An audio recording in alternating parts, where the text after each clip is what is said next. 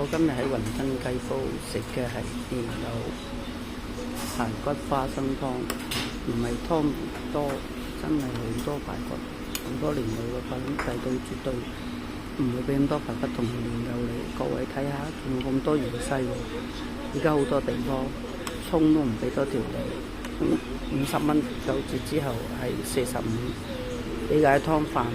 佢仍然會俾碗湯你，不過碗湯我菜乾湯已經食咗，菜乾飲緊啲，仲有一杯茶餸咁樣。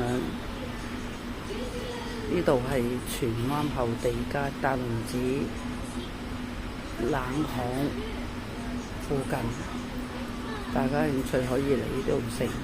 如果你掃佢個 IG， 仲會有碟雞腳送俾你食。